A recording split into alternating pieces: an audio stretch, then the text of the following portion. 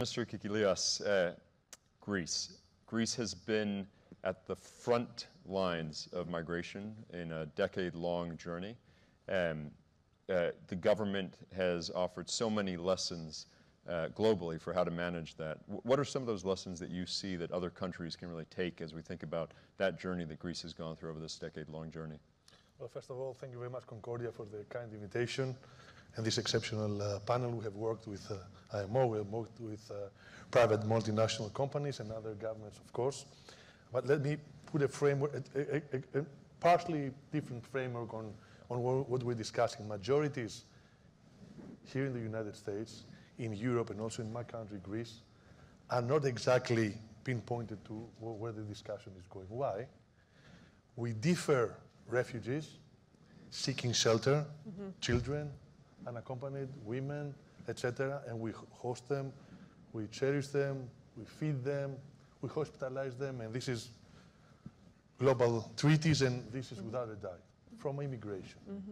You see, 2015, from the Turkish borders across our isles and through Greece and then to Northern Europe, 1 million illegal immigrants passed. That's 1/10 of our population. It was almost impossible for us in the islands or in the mainland, facing austerity measures, to be able to deal with that. And you see that the vast population here in the US has decided that this is not the case. They want security in their borders. They want a better life for the average American family. They want legal immigration, people with our green cards coming to the United States of America, also the same thing we want in Greece, and seeking job opportunities and prospering.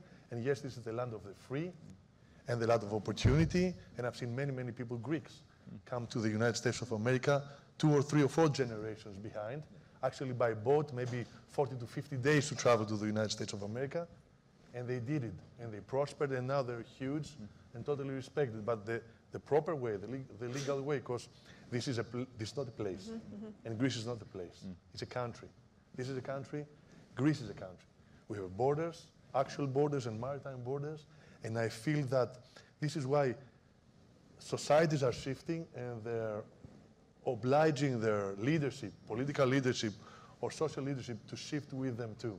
So better working conditions and working possibilities for the local population, security, our wives and children to be able to go out at night and walk freely without a problem, and then the possibility to be able to have a better life than the previous generation and give birth to more children and prosper like that.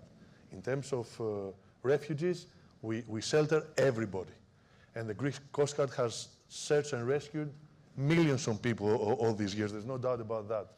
But immigration is divided to illegal immigration, and nobody can enter Greece or Europe, or they shouldn't, without the permission, and to legal immigration through papers. And yes, of course, we want and we need people to work in a touristic sector, in our construction sector, in the agriculture sector. And I think that this balance we must find again.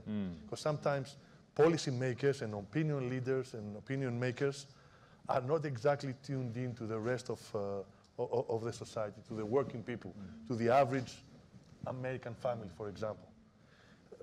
The average American family didn't feel good at all when factories left Detroit or Ohio or wherever and they didn't have a job.